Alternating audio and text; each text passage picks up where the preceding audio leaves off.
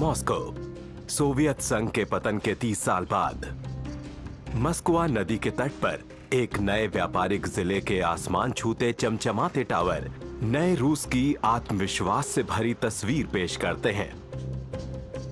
थोड़ी ही दूर क्रेमलिन के ऊपर सोवियत संघ का लाल सितारा आज भी चमकता है और रेड स्क्वायर पर मकबरे के अंदर मौजूद हैं 1917 की अक्टूबर क्रांति के नेता व्लादिमीर इलिच लेनिन। आज उनकी समाधि के बाहर की लंबी लाइनें भले ही गायब हो गई हों, पर क्रेमलिन आज भी राजनीतिक सत्ता का केंद्र है।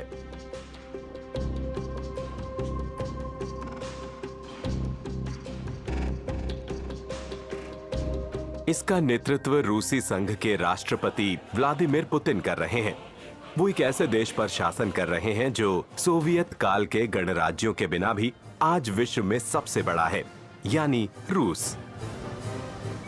क्रेमलिन में अब नई सरकार लंबे समय से सत्ता में है, पर पूरे देश में पुराने प्रतीक पहले की ही तरह छाए हुए हैं। सोवियत संघ की विरासत काफी पेचीदा है। सोवियत साम्राज्य पृथ्वी के छठे हिस्से में फैला हुआ था और 28 करोड़ लोगों का घर था। 1991 में इस महान राज्य का पतन इतिहास में एक अभूतपूर्व घटना थी। एक महाशक्ति ने खुद को खत्म कर लिया। तब से 15 नए देश विश्व व्यवस्था में अपना स्थान बनाने के संघर्ष में हैं। कुछ ने पश्चिमी यूरोप की ओर रुख किया, जबकि अन्य चीन की ओर देख रहे हैं। लेकिन सबके सब रूस के साथ अपने संबंधों को लेकर परिभाषित किए जाते हैं। लाल सोवियत बैनर की जगह आज रूसी झंडा क्रेमलिन के ऊपर लहराता है। सोवियत संघ के पतन ने पूर्व सोवियत गणराज्यों के लिए भी स्वतंत्रता और समृद्धि की उम्मीदें जगाईं। लेकिन इन सपनों का क्या हुआ? ये नई आजादी कैसी दिखती है? कौन से पुराने विवाद फिर से भड़क गए हैं? कौन जीता, कौन हारा? और सोवियत संघ के बाद के समय के इस सत्ता संघर्ष में रूस की क्या भूमिका है?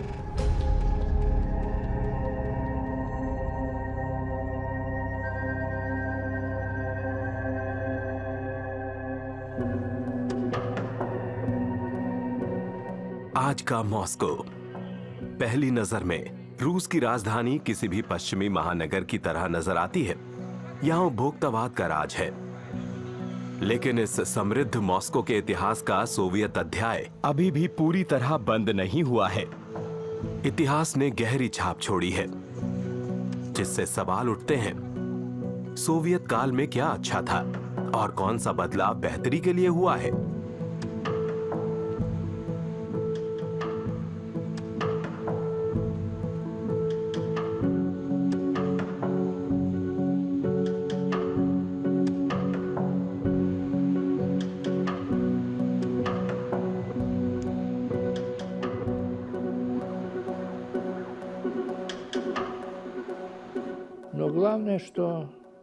सभी को ये विश्वास था कि लोकतंत्र के चलते चीजें बेहतर होती रहेंगी।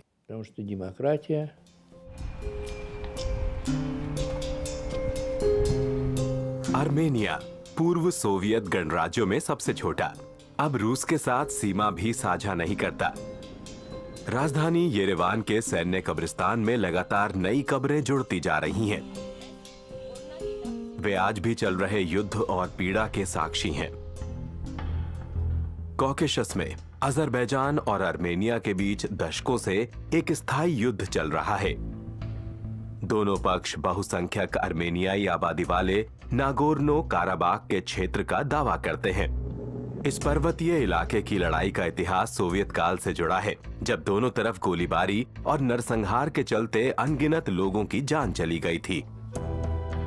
युद्ध में फंसे लोगों के जख्म गहरे हैं। आर्वेद अवेनिस्यान और उनके बेटे गेवॉर्ग आर्मेनियाई हैं, जो नागोर्नो काराबाख में रहते हैं। वे सैनिक थे, उनके मित्र हरार हाउसेपियान की तरह, पर वे नागरिक भी हैं। आर्वेद एक स्पोर्ट्स स्कूल चलाते हैं, उनका बेटा कंप्यूटिंग की पढ़ाई करता है और उनका दोस्त एक बिजनेसमैन है। हाल में हुई जंग का अंत शिकस्त से हुआ, क्योंकि अजरबैजान को तुर्की से सैन्य मदद मिली थी। अजरबैजानी पड़ोसियों के साथ शांति संबंध स्थापित करना उनके लिए इतना मुश्किल कभी नहीं रहा जितना आज लगता है। ऐसे दुश्मन के साथ रहना अब संभव नहीं है, या कहें तो बिल्कुल अविश्वसनीय है। 30 साल से लोगों के चेहरों पर जो खुशी और गर्व आपने देखा था वो गायब हो गया है। उनकी आंखों की चमक चली गई है। बहुत कुछ बदल गया है।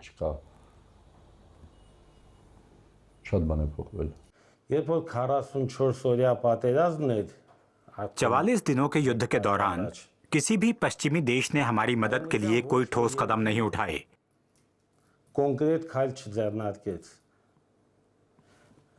लेकिन फिर रूसी सेना ने इस क्षेत्र में प्रवेश किया और रूस की मदद से युद्ध को रोका गया।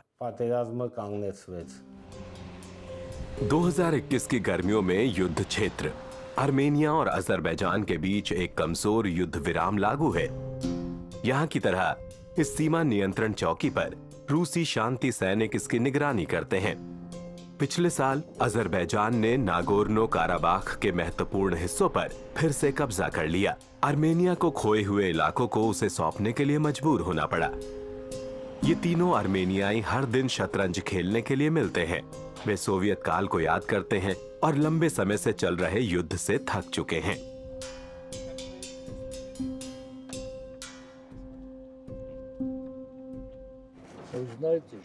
– 30 साल पहले हमने उनकी जमीन छीन ली थी, अब उन्होंने वो वापस ले ली। अगर रूसी नहीं आते तो वो हमें मार डालते। यही इस्लामी कानून है। स्वतंत्रता इसकी जड़ है। सब इसकी मांग कर रहे थे। ये सब काराबाख की स्वतंत्रता के साथ शुरू हुआ। स्थायी शांति की संभावना अभी भी कोसों दूर है। यहाँ के लोग खुद को आर्मेनियाई मानते हैं। देश का झंडा हमेशा मौजूद रहता है। हम गैगिग एलियासियान के साथ युद्ध क्षेत्र में जा रहे हैं। वो एक छोटे से सीमावर्ती गांव के डिप्टी मेयर हैं। हम एक ऐसे गांव में प्रवेश करने जा रहे हैं जहां अजरबैजानी और आर्मेनियाई पक्ष एक दूसरे के ठीक आमने सामने हैं।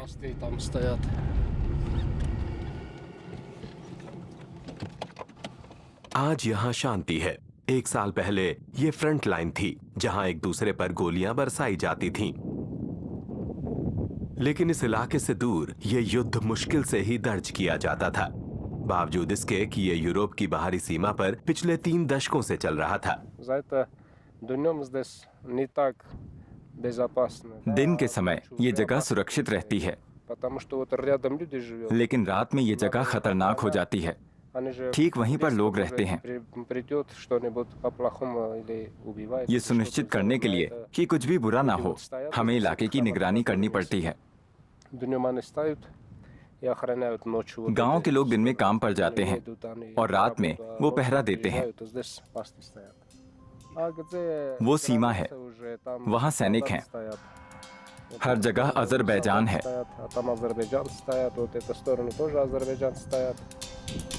युद्ध क्षेत्र के बीच में एक पुराना चर्च है। अजरबैजान के नागरिक शिया मुसलमान हैं, जबकि आर्मेनियाई ईसाई धर्म का पालन करते हैं। उनका धर्म उनकी राष्ट्रीय पहचान का एक महत्वपूर्ण हिस्सा है और ये एक कारण भी है दशकों पुराने झगड़े का।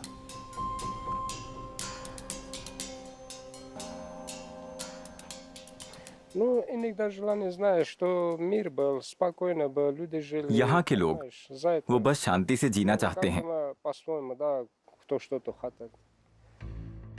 आर्मेनिया एक छोटा सा देश है जो सिर्फ 30,000 वर्ग किलोमीटर में फैला है। सीमा से राजधानी येरेवान की दूरी ज्यादा नहीं है।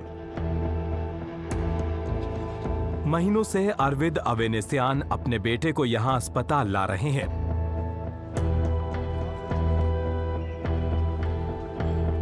युद्ध में गेवॉर्ग बुरी तरह घायल हो गया था, लेकिन नागोर्नो काराबाख की राजधानी स्टेपानाकर्ट में घायल सैनिकों की लंबे समय तक देखभाल की व्यवस्था उपलब्ध नहीं है।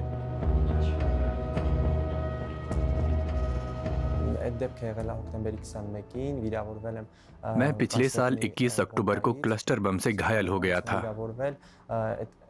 ये पहला दिन था जब इन हथियारों को तैनात किया गया। बम हवा में ही फट गए और छर्रे मेरे सिर और पीठ में लगे।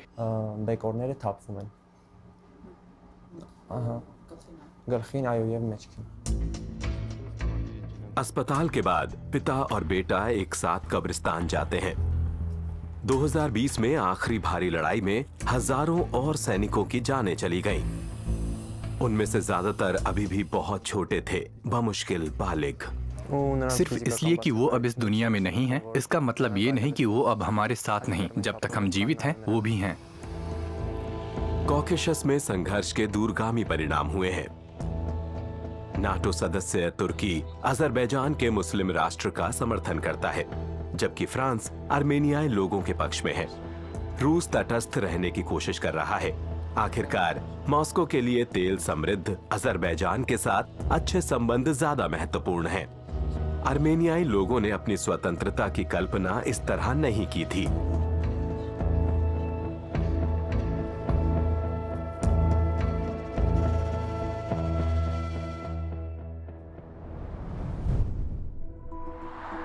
तीस साल पहले 15 सोवियत गणराज्य स्वतंत्र देश बने। एक दिन वो सोवियत क्षेत्र का हिस्सा थे, अगले दिन वो विदेशी देश।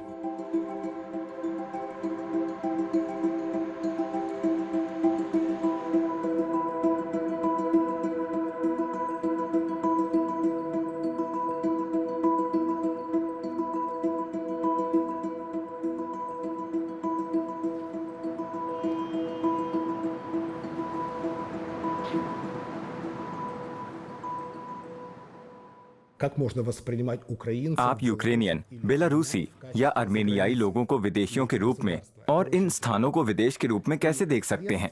ये बहुत मुश्किल है। रूस की पूर्व सोवियत इलाके से संबंधित विदेश नीति संबंधी जानकारी बहुत कमजोर है। इस बात को विशेषज्ञ भी मानते हैं। ये सुनने में अजीब और विरोधाभासी लगता है। वो इतने सालों से एक ही देश का हिस्सा थे, लेकिन रूसी विदेश मंत्रालय के पास यूक्रेन, बेलारूस और कोकेशिया के लिए कुछ ही विशेषज्ञ हैं। ऐसे लोग ज्यादा हैं जो अमेरिका, जर्मनी, फ्रांस या बेनेलक्स देशों के विशेषज्ञ हैं। एक जटिल विरासत। सोवियत संघ के विघटन के बावजूद पुरानी निर्भरताएं बनी रहीं। सड़कें और रेलवे, बिजली लाइनों और तेल और गैस पाइपलाइनों का पूरा बुनियादी ढांचा सोवियत संघ की जरूरतों के हिसाब से बनाया गया था और इसका प्रमुख गढ़ मॉस्को था। विज्ञान अकादमी का अर्थशास्त्र संस्थान मॉस्को के साथ संबंधों की जांच कर रहा है, जैसे वो पहले थे और जैसे वो अभी हैं। रुस्लान ग्रीनबर्ग संस्थान के निदेशक हैं। मिखाइल गोर्बाचेव के लंबे समय के विश्वास पात्र रहे ग्रीनबर्ग एक स्पष्ट निष्कर्ष पर पहुंचे हैं।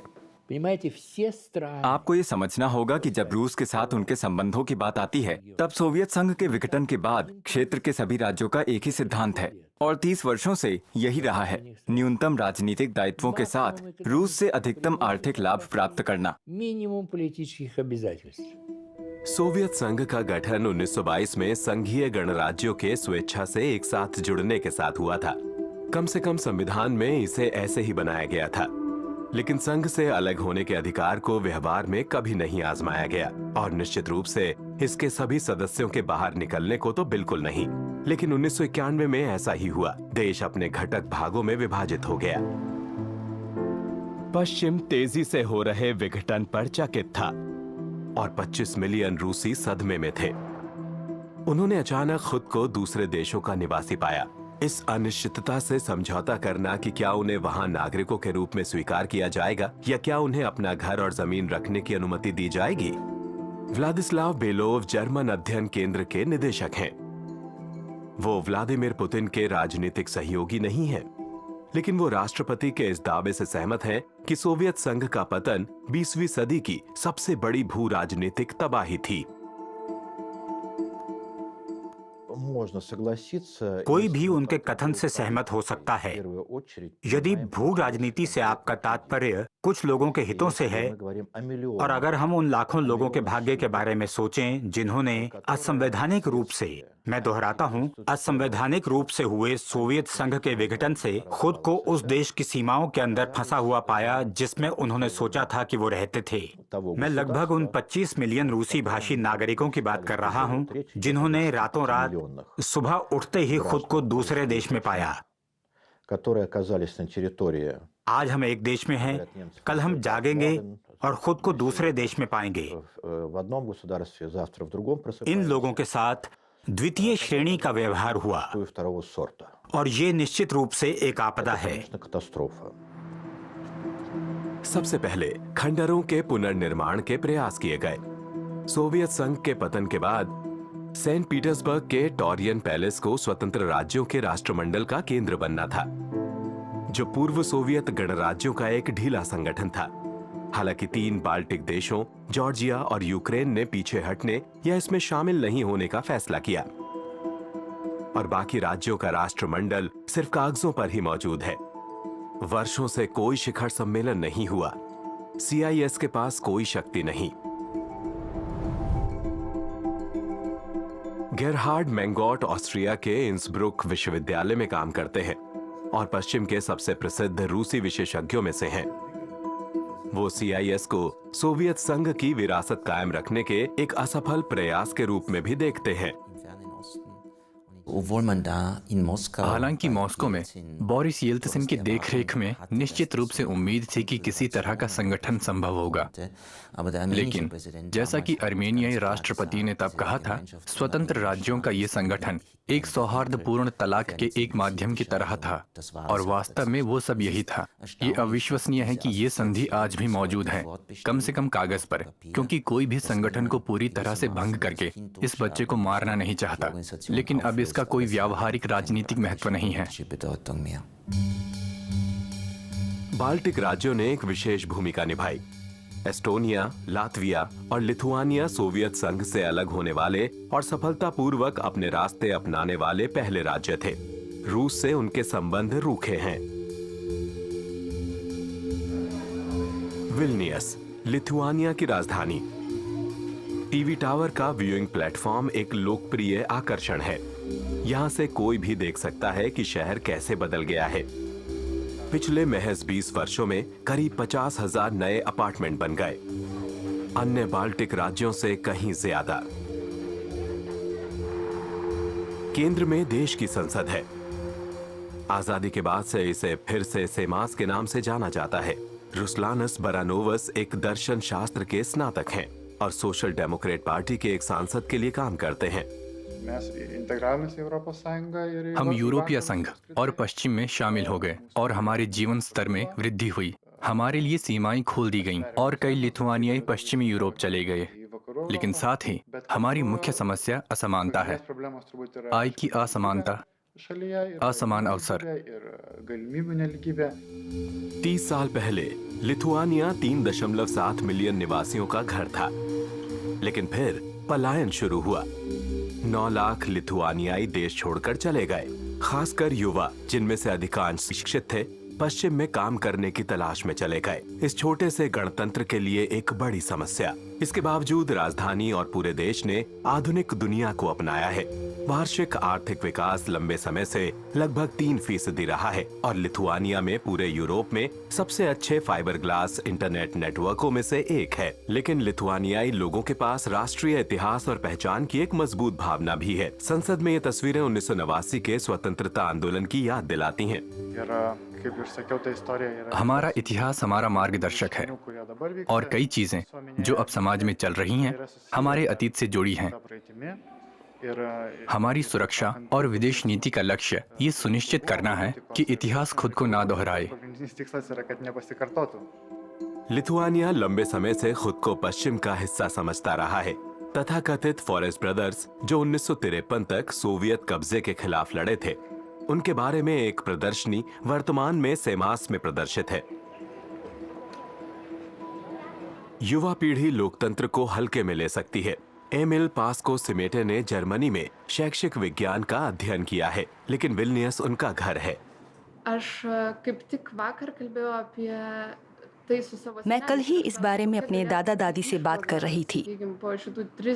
हम चर्चा कर रहे थे कि आज़ादी के 30 साल बाद हमने क्या हासिल किया। मेरे दादा दादी बोले, बस एक बात, हम अपनी राय खुलकर व्यक्त कर सकते हैं। हम एक स्वतंत्र देश में रहते हैं।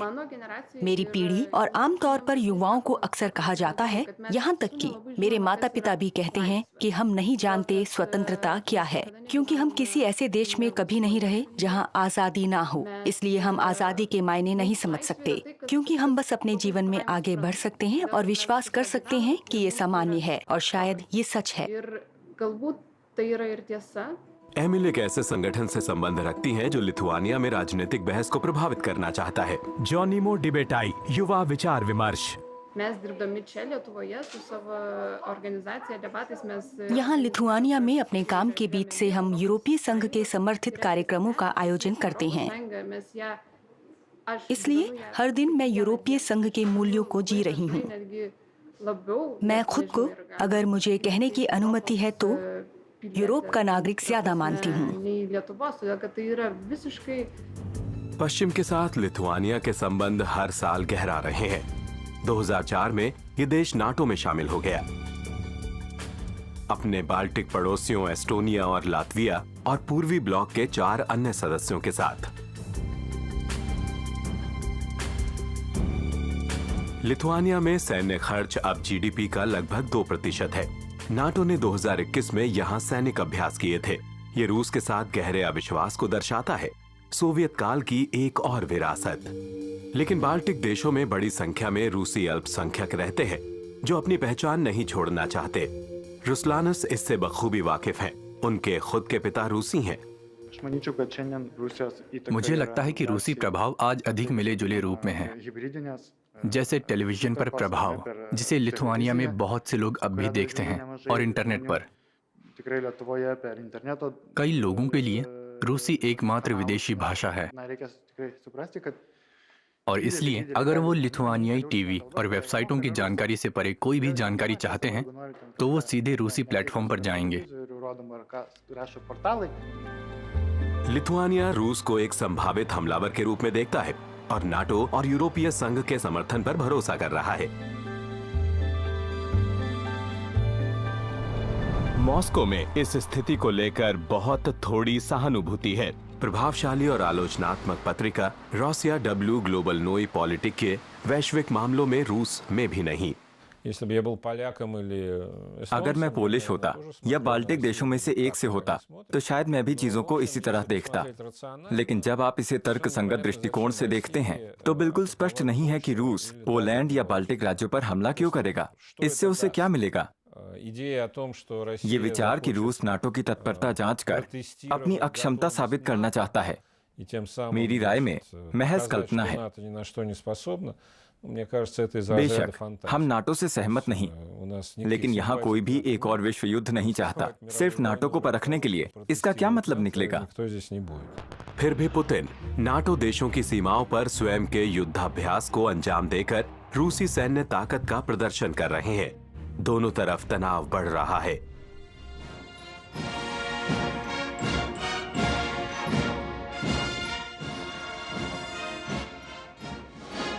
संदेश यह है कि रूसियों को अपनी सेना पर गर्व होना चाहिए और पश्चिम और नाटो को रोका जाना चाहिए। पुतिन का कहना है कि देश घेराबंदी का शिकार एक किला है, इसलिए इसके लोगों को एक साथ खड़ा होना चाहिए। पिछले साल रूस ने अपने जीडीपी का 4.3% सेना पर खर्च किया था। येल्त्सिन के राज में सेना अपमानित हुई, बेइज्जत की गई, उनका बजट कम किया गया और उसके सैनिकों को भूखा छोड़ दिया गया। 2000 में जब पुतिन सत्ता में आए तो अचानक धरती पर जन्नत सी आ गई, वहाँ शांति और खुशी थी। और आज हमारे पास एक मजबूत सेना है और सैन्य करियर फिर से वांछनीय है। ये सब प्रचार का हिस्सा है। पूर्व सोवियत संघ की साम्राज्यवादी मानसिकता आज भी रूस में कायम है। द्वितीय विश्व युद्ध में हिटलर के जर्मनी पर लाल सेना की जीत के माध्यम से वैध है।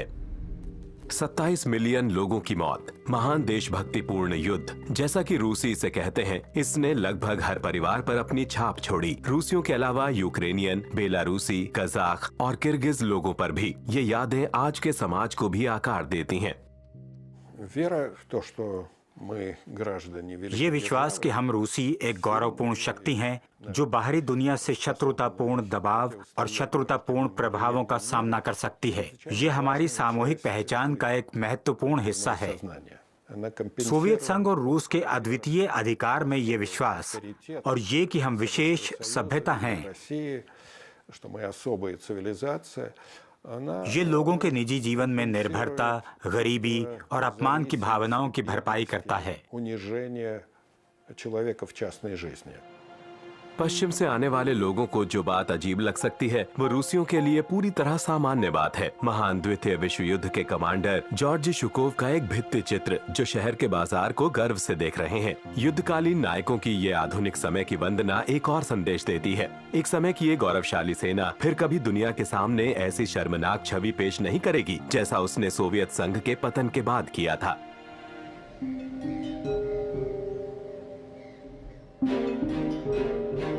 आज रूस फिर से अपनी ताकत दिखा रहा है, नए परमाणु हथियारों में निवेश कर रहा है। सोवियत काल में स्थापित सैन्य औद्योगिक परिसर अब पुनर्जागरण का अनुभव कर रहा है।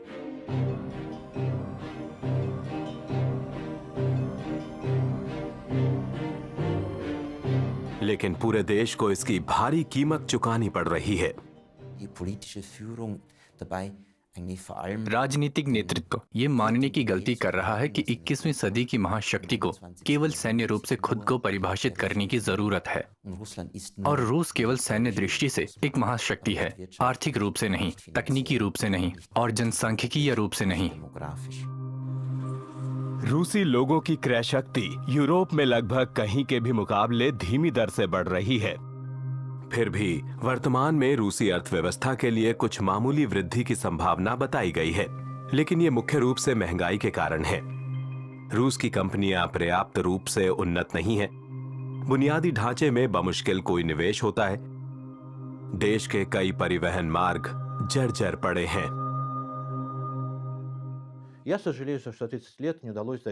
मुझे खेद है कि हम चीन में जिस तरह का आर्थिक चमत्कार देख रहे हैं, हम उसे हासिल नहीं कर पाए हैं। कम से कम परिवहन के बुनियादी ढांचे के मामले में हमारे पास अभी भी केवल एक मोटरवे है, मॉस्को से सेंट पीटर्सबर्ग तक।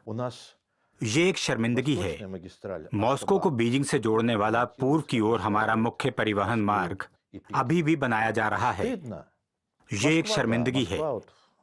मॉस्को, हाँ, मॉस्को बदल गया है, लेकिन मुझे पूरे रूस में ये देखने की उम्मीद थी। देश भर में सड़कों और बुनियादी ढांचे में सुधार। पैसा गायब हो गया है, लेकिन कुछ भी नहीं बनाया गया। अब रूस मजबूत साझेदारों की तलाश में है, खासकर जब से पश्चिमी यूरोप के साथ संबंध रूखे हो गए हैं।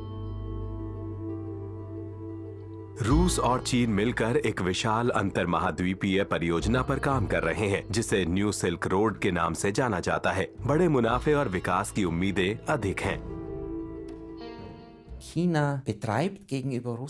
चीन रूस के प्रति बहुत संयमित नीति अपना रहा है। सक्रिय रूप से रूस को ये महसूस नहीं होने दे रहा है कि वो कनिष्ठ भागीदार हैं, कम से कम आर्थिक और वित्तीय मामलों में, क्योंकि ऐतिहासिक रूप से चीन को हमेशा से और अभी भी डर है कि रूस आसानी से पलड़ा बदल सकता है और खुद को पश्चिम के साथ जोड़ सकता है, और इसे हर कीमत पर रोका जाना चाहिए।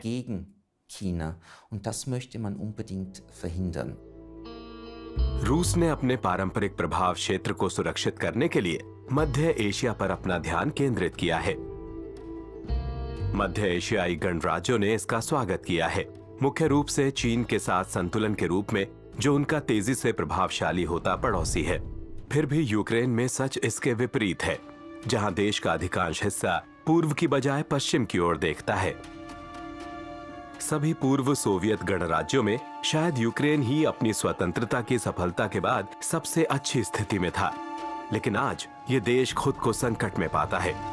राष्ट्रपति वोलोदिमिर ज़ेलेंस्की शांति और समृद्धि के लिए अपने लोगों की आशाओं को पूरा करने में विफल रहे हैं। यूक्रेन आज यूरोप का सबसे भ्रष्ट देश है। पश्चिमी यूरोप के साथ औपचारिक गठबंधन करना बेहद मुश्किल है। देश गहराई से विभाजित है, जहां पश्चिमी यूक्रेन के लोग नाटो और यूरोपीय संघ में शामिल होने का भारी समर्थन करते हैं। देश के पूर्वी हिस्से को लगता है उनका रूस के साथ एक मजबूत संबंध है, खासकर लुहांस्क और दोनेत्स्क में। सोवियत काल के दौरान इन क्षेत्रों का औद्योगिकरण हुआ। डोनबास के नाम से जाना जाने वाला ये क्षेत्र कीव में राष्ट्रीय सरकार के खिलाफ विरोध प्रदर्शनों का घर था। एक रूसी समर्थक अल्पसंख्यक ने यूक्रेनी राज्य के साथ मुद्दा उठाया, इस डर से प्रेरित होकर कि पश्चिमी झुकाव वाले राष्ट्रवादी यूक्रेन में उनके साथ भेदभाव किया जाएगा। रूसी अल्पसंख्यक आबादी का एक बड़ा हिस्सा है, 42 मिलियन नागरिकों में से 8 मिलियन। रूस के समर्थन के साथ ये विरोध अलगाववादी विद्रोह में बदल गया, एक गृह युद्ध जिसने पूरे यूरोप को हिलाकर रख दिया है और जिसके समाप्त होने के कोई संकेत नहीं नजर आते।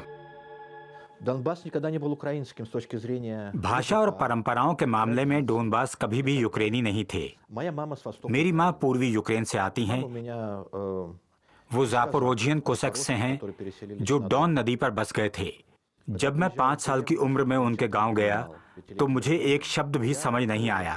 तो मैं वास्तव में कौन हूँ? मेरी माँ यूक्रेनी है, मेरे पिता रूसी हैं। मेरी पत्नी के माता पिता का बिल्कुल विपरीत है। मेरी सास पश्चिमी यूक्रेन से आती हैं, 100% सबडेंस्का हैं। उनके पति रूसी हैं। तो हम कौन हैं? 2014 में दक्षिणी यूक्रेन में क्रीमियाई प्रायद्वीप रूसी यूक्रेनी संघर्ष के विस्तार का गवाह बन गया। आज रूस क्रीमिया को अपने महासंघ का हिस्सा होने का दावा करता है। प्रायद्वीप को रूसी मुख्य भूमि से जोड़ने के लिए एक विशाल नया पुल बनाया जा रहा है। इसका उद्देश्य दुनिया को एक संदेश देना है, हमने क्रीमिया को वापस ले लिया है। ये पूर्व सोवियत राज्यों के प्रति ताकत का प्रदर्शन है, जो दर्शाता है कि अगर वो रूस के खिलाफ जाते हैं तो क्या होगा। मॉस्को की शहर पर जातीय रूसी आबादी पहले ही एक अलगाववादी संसद चुन चुकी थी। इसके बाद रूस ने इस क्षेत्र पर कब्जा कर लिया। पश्चिमी यूरोप ने इसे अंतर्राष्ट्रीय कानून के खुले उल्लंघन के रूप में देखा, जबकि रूस ने इसे क्रीमिया के अधिकांश लोगों द्वारा एक स्वतंत्र फैसले के रूप में प्रस्तुत किया। ये एक वास्तविक चुनाव था। मैं मानता हूँ शायद सब कुछ अंतर्राष्ट्रीय कानून के अनुरूप नहीं किया गया था, लेकिन इसमें सेना की कोई दखल अंदाजी नहीं थी। ये कोई कब्जा नहीं था, ये लोगों द्वारा उनकी इच्छा की घोषणा थी। रूस में ऐसा कोई व्यक्ति मिलना मुश्किल है जो क्रीमिया को रूस का हिस्सा ना मानता हो। सोवियत संघ के पतन के 30 साल बाद एक नई रूसी देशभक्ति ने जोर पकड़ लिया है। कुछ के लिए शायद इससे पहले की महानता की यादों के जरिए प्रोत्साहन मिला। हम एक बड़ा देश थे, हम अभी भी एक बड़ा देश हैं, ये सच्चाई है। तभी मेरे माता पिता को प्यार हुआ और वो सब सकारात्मक चीजें जो वो उस समय के अपने जीवन से जोड़ते हैं, वो सोवियत संघ के साथ भी जुड़ते हैं। सोवियत संघ में लोगों को बरगलाया गया था। सत्ता में बैठे लोगों ने एक बात का वादा किया, लेकिन काम बिल्कुल अलग किया।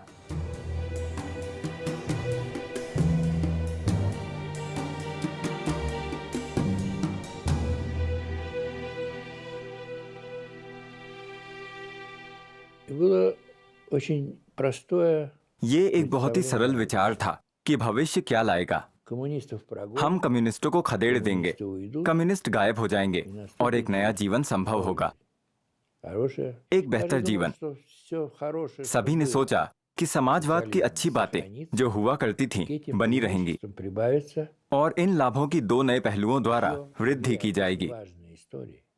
पहला, उपभोक्ता की पसंद और दूसरा, स्वतंत्रता। और वो एक साथ असली सुख होगा। एक समाजवादी कमांड अर्थव्यवस्था से एक पूंजीवादी बाजार अर्थव्यवस्था में अचानक बदलाव हुआ और लगभग बिना किसी चेतावनी के। अना उरुमियान आज एक सफल कारोबारी सलाहकार हैं। उनके लिए उस समय जो हुआ वो शॉक थेरेपी के समान था। आपको समझना होगा कि हम सोवियत व्यवस्था के अंदर रह रहे थे। निजी स्वामित्व के अधिकार को मान्यता नहीं दी गई थी। आज भी रूस में संपत्ति के अधिकार और उद्यमिता के साथ हमारा बहुत खास संबंध है। तो कल्पना कीजिए कि ये तब कैसा था उन लोगों के लिए जो पूरी तरह से दूसरे मामलों के बारे में सोचा करते थे, जैसे विज्ञान या संस्कृति, और फिर अचानक व्यवसाय का मालिक बनने को मजबूर हुए या इसका फैसला किया क्योंकि वे किसी तरह जीना और जीवित रहना चाहते थे। निजीकरण इस शॉक थेरेपी का एक हिस्सा था। निजीकरण अराजक था और परिणामों की परवाह किए बिना थोपा गया था। 1990 के दशक के अंत में रूस एक बड़े आर्थिक संकट में डूब गया था। खासकर पुराने लोगों के लिए इस समय की यादें दर्दनाक हैं। रूबल की कीमत आकस्मिक रूप से घट रही थी, जीडीपी आधी हो चली थी, बाल मृत्यु दर भयावह रूप से नए स्तरों तक बढ़ा और जीवन प्रत्याशा विकासशील देशों की तुलना में कम थी।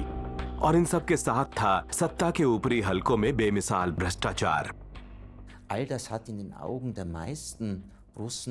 इन सब के कारण अधिकांश रूसियों की नजर में लोकतंत्र की अवधारणा और लोकतंत्र की प्रत्येक परिभाषा बदनाम हुई। 1990 के दशक के दौरान एक कथित लोकतांत्रिक व्यवस्था में परिवर्तन के साथ लोगों के बुरे अनुभवों के कारण लोकतंत्र लगभग एक गंदा शब्द बन गया। और आज भी हम स्वतंत्र संस्थानों के सर्वेक्षण देखते हैं जो सुझाव देते हैं कि केवल 5% रूसी लोग पश्चिम शैली के लोकतंत्र में रहना पसंद करेंगे। लेकिन आम रूसी अपने देश के बारे में क्या सोचते हैं? सबसे प्रसिद्ध सार्वजनिक सर्वे संस्थानों में से एक लेवाडा केंद्र नियमित रूप से यह प्रश्न उठाता है। यह संस्था राज्य के नियंत्रण से मुक्त है और इसलिए उसे संदेह की दृष्टि से देखा जाता है।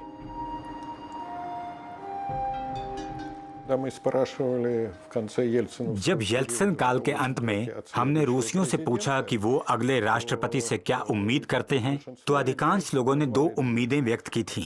पहला, देश आर्थिक संकट से बाहर निकलने का रास्ता खोजेगा और जीवन स्तर में वृद्धि होगी, और दूसरा कि रूस महाशक्ति के रूप में फिर से स्थापित किया जाएगा जैसा वो सोवियत संघ के दौरान था।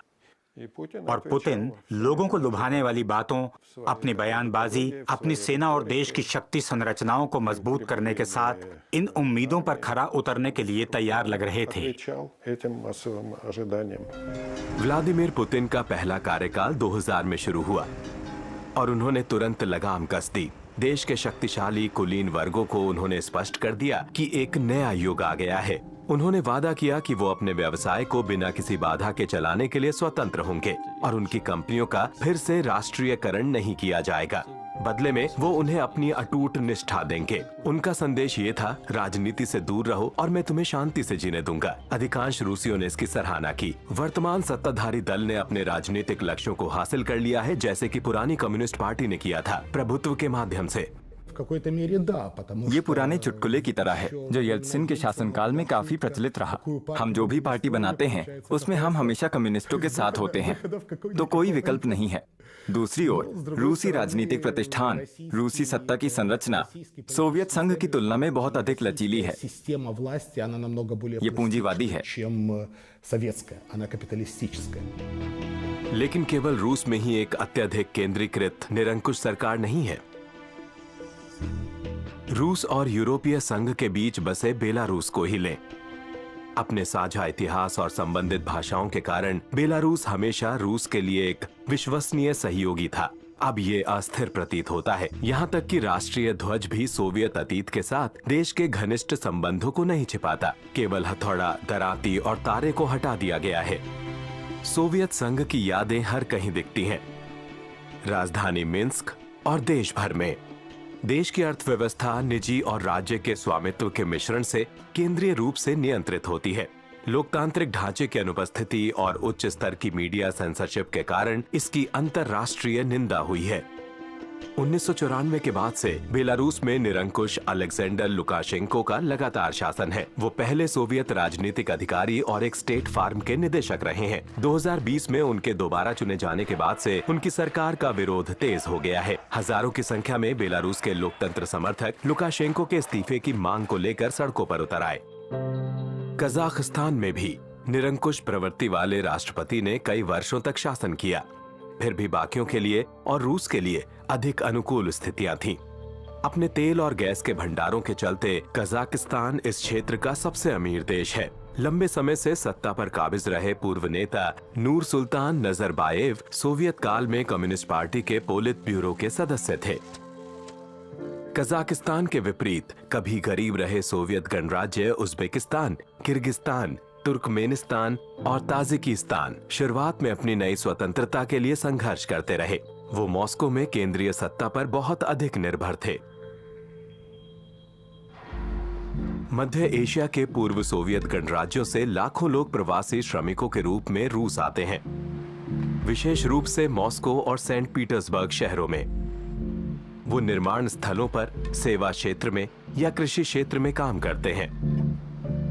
इस बीच कॉकेशस के लोग अक्सर यात्रा करने वाले व्यापारियों के रूप में काम करते हैं। उनकी मजदूरी ही उनके परिवारों की आय का सबसे महत्वपूर्ण स्रोत है। ज्यादातर विदेशी कामगार यहीं से आते हैं, किर्गिस्तान से।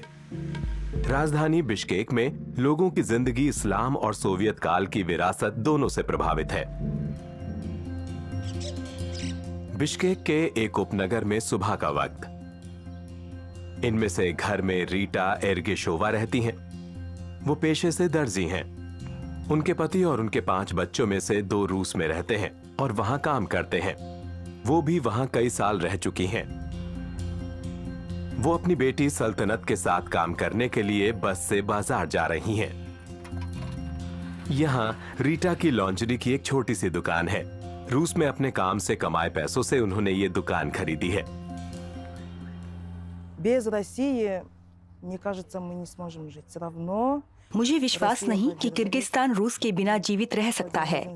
CIS के सभी पूर्व देशों को एक दूसरे से दोस्ताना संबंध रखना चाहिए और उन्हें भविष्य में भी इन महत्वपूर्ण कड़ियों को बनाए रखना चाहिए। उज्बेकिस्तान, ताजिकिस्तान, कजाकिस्तान, ये सभी 2 मिलियन से अधिक किर्गिज रूसी नागरिक हैं और वहाँ काम कर रहे हैं। मेरी बेटी और मेरे बेटे ने वहीं रहने का फैसला किया है। हर परिवार में कोई ना कोई रूस में काम करता है, चाहे वो पति, पत्नी, बेटी या बेटा हो। देश में इस्लाम सोवियत काल से पहले की हाल ही में पुनर्जीवित विरासत है। पास ही एक भव्य रूसी ऑर्थोडॉक्स चर्च है। यहाँ सदियों पहले के राष्ट्रीय नायकों का सम्मान किया जाता है, हाल के सोवियत युग के अन्य लोग की तरह। किर्गिस्तान में 6.5 मिलियन निवासी हैं। उनमें से 8 लाख रूसी हैं। किर्गिज भाषा के साथ रूसी भी यहाँ एक आधिकारिक भाषा है। रीटा को समझ नहीं आ रहा है कि उनके कई किर्गिज साथी इस्लाम क्यों अपना रहे हैं।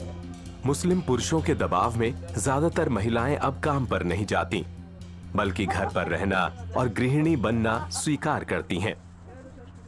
Мне кажется, при Советском Союзе было больше голосов женщин. मुझे लगता है कि सोवियत संघ में महिलाओं के अधिकार बेहतर थे। Мне кажется, сейчас более महिलाओं को समानता का दर्जा दिया जाता था।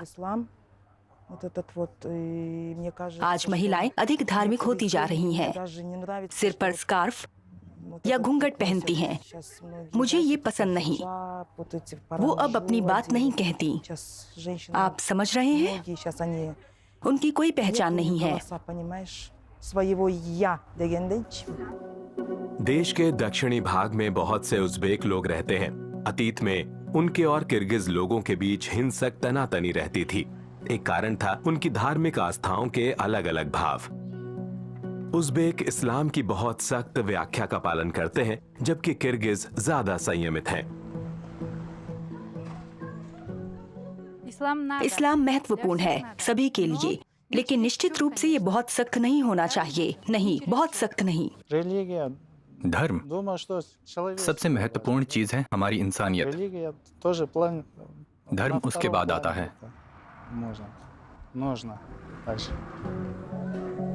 आज किर्गिस्तान में इस्लाम फिर से फल फूल रहा है। जलालाबाद में उज़्बेक अल्लाजर मल्दीव इमाम हैं। उन्होंने सोवियत काल में अपनी धर्मशास्त्र की पढ़ाई पूरी की। 66 वर्षीय इमाम के रूप में न केवल एक धार्मिक नेता हैं, बल्कि अपने स्थानीय जिले में एक तरह से मेयर भी हैं। मेरी राय में सोवियत संघ में जीवन अच्छा था, धार्मिक स्वतंत्रता थी और धर्म को महत्व दिया जाता था। राज्य हस्तक्षेप नहीं करता था और वो धार्मिक सीमाओं का सम्मान करता था। उन्होंने हमारी इतनी निगरानी नहीं की और हम पर इतना अधिकार नहीं जताया। एक उचित धर्म का प्रचार किया जाता था। उस समय कोई प्रतिबंधित या आतंकवादी संगठन नहीं थे, कोई हिज़्बी, वहाबी या सलाफिस्ट नहीं थे और हमने कभी ऐसी किसी बात का प्रचार नहीं किया जो वर्जित हो। हमने सिखाया कि कैसे सही तरीके से प्रार्थना की जाए और धर्म मानने वालों को एक दूसरे के साथ कैसा व्यवहार करना चाहिए। लेकिन आज कई उग्रवादी संगठन हैं और राज्य को अधिक सावधान रहना होगा। किर्गिस्तान खुद को एक धर्मनिरपेक्ष राज्य के रूप में परिभाषित करता है, फिर भी कोई ये नहीं बता सकता कि इस्लाम का कट्टरपंथी रूप यहाँ कितना मजबूत प्रभाव डाल सकता है। इमाम मलदीव आस्था की एक उदार व्याख्या का उपदेश देते हैं। हर शुक्रवार को मस्जिदें खचाखच भरी रहती हैं। किर्गिस्तान में धार्मिक स्वतंत्रता बहुत अच्छी है। बाकी देशों में इस स्तर की धार्मिक स्वतंत्रता नहीं है। हमारे धर्म का पालन करने में कोई बाधा नहीं है। यहाँ हर मोहल्ले में एक मस्जिद है।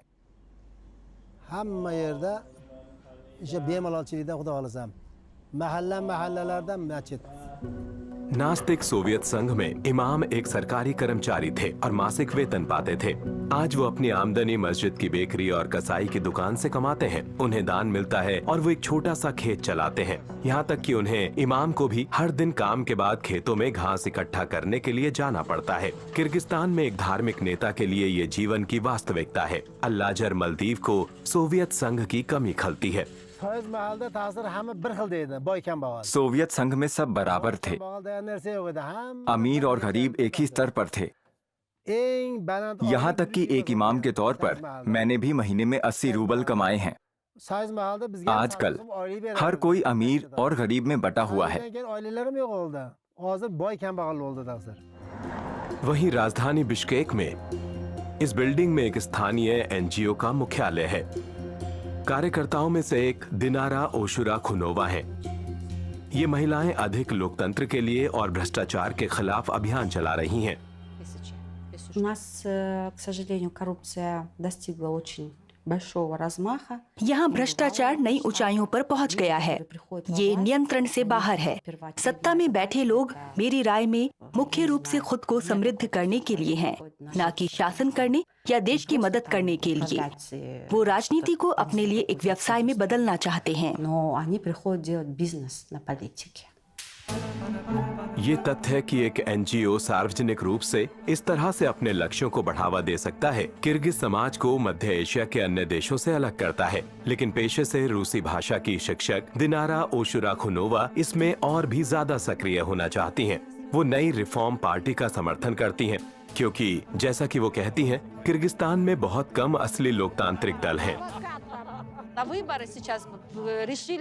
पिछले चुनावों में मतपत्र पर 78 अलग अलग दल थे, लेकिन उनमें से केवल 3, 4 या 5 ही लोकतांत्रिक और लिबरल हैं, और ये चिंता का विषय है। इसलिए ऐसी नई पार्टियां जरूरी हैं। हमारा समाज और नई पार्टियों की मांग करता है। कभी इस बहुजातीय राज्य की सीमाओं पर रूसी सेना लंबे समय से खुद को स्थिरता की गारंटी देने वाला बताती रही है। सोवियत संघ के अंत के बाद से ये सीमावर्ती क्षेत्र अक्सर रूसी सैनिकों की भागीदारी के साथ हिंसक संघर्षों का गवाह रहा है, जैसे यहाँ अभी के स्वतंत्र चेचन गणराज्य में। पहले और दूसरे दोनों चेचन युद्धों को व्यापक आबादी बहुत नकारात्मक रूप से देखती है। लगभग 55 से 65% रूसियों ने इन युद्धों को अनुचित माना और ये जरूरी समझा कि उन्हें जल्द से जल्द खत्म किया जाना चाहिए। पत्रकार अना ओलितकोव्स्काया चेचन युद्ध की क्रूरता और रूसी सेना के उच्च स्तरों पर हो रहे भ्रष्टाचार पर वर्षों तक रिपोर्ट बनाती रहीं। अक्टूबर 2006 में उनकी उनके मॉस्को अपार्टमेंट ब्लॉक के सामने गोली मारकर हत्या कर दी। क्या क्रेमलिन के नजदीकी राजनीतिक दलों ने उनकी हत्या का आदेश दिया था, या इसमें चेचन नेतृत्व जिम्मेदार था? मुकदमे और सुनवाई के बावजूद असली मास्टरमाइंड की पहचान कभी नहीं हुई। हत्या को रूस में शासन के आलोचकों के लिए एक चेतावनी के रूप में देखा गया था। लेकिन अगर हम स्थिति को स्पष्ट और निष्पक्ष रूप से देखें तो रूस में वास्तव में ऐसा कोई गंभीर विरोध नहीं है जो क्रेमलिन के लिए बड़ी मुश्किलें खड़ी कर सकता है या जिसे खतरा माना जा सकता है। ताकत दिखाओ और असंतोष को कुचलो, ये सिद्धांत स्पष्ट रूप से काम करता है। ये सिद्धांत सोवियत काल के शक्ति तंत्र की याद दिलाता है। 1960 के दशक में होमो सोवियतिकुस शब्द का आविष्कार हुआ था। निष्ठा के मूल्यों और दृष्टिकोणों द्वारा परिभाषित सोवियत नागरिक। आज भी पूर्व सोवियत गणराज्य में बहुत से लोग इन मूलभूत मूल्यों में ढले हुए हैं।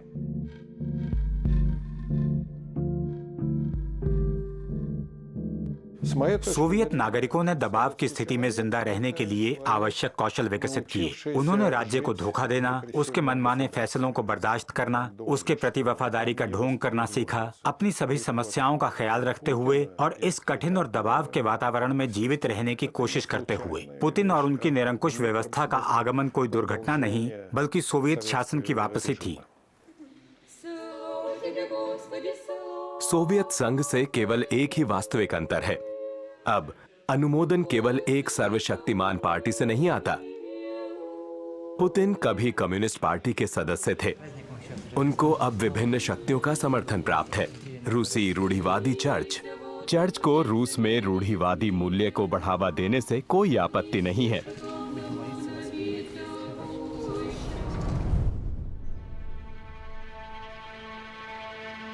तीस साल पहले क्रेमलिन से सोवियत संघ का लाल झंडा उतार दिया गया। शायद ही किसी ने इस पर आपत्ति जताई। हमने रेड स्क्वायर में प्रवेश किया। सिर्फ 300 लोग इस चौंकाने वाले फैसले के खिलाफ बोलने आए थे और सोवियत संघ में 287 मिलियन लोग रहते थे। मैं हमेशा कहता हूँ 10 लाख नागरिकों में सोवियत संघ की रक्षा के लिए केवल एक ही व्यक्ति दिखाई दिया। ये बहुत अजीब था। रूस सोवियत संघ के उत्तराधिकारी राज्यों में सबसे बड़ा है। ये अभी भी यूरोप और एशिया के बीच अपनी जगह पाने के लिए संघर्ष कर रहा है। पिछले 30 वर्षों के घटनाक्रम भ्रामक और कठिन रहे हैं। नतीजतन रूस ने एक वैश्विक राजनीतिक खिलाड़ी के रूप में अपना स्थान फिर से हासिल कर लिया है, लेकिन साथ ही वो एक अधिक दूरदर्शी नेतृत्व के साथ आज जहां हो सकता था उससे काफी पीछे है।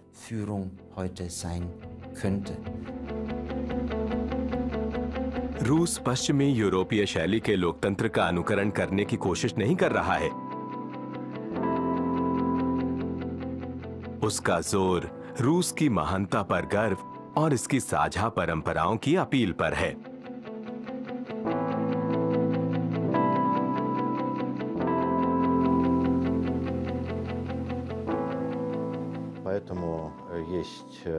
इसलिए किसी को भी अपने बचपन, स्कूल के दिनों, छात्र के रूप में बिताए गए समय की इतनी लालसा होती है, लेकिन सोवियत संघ के लिए ज्यादा नहीं। पुतिन सही थे जब उन्होंने कहा था, जो भी सोवियत संघ का शोक नहीं मनाता उसके पास दिल नहीं है, लेकिन जो कोई उस समय में वापस जाएगा उसके पास दिमाग नहीं है। 30 साल बाद अतीत के सपनों की जगह नई वास्तविकताओं ने ले ली है।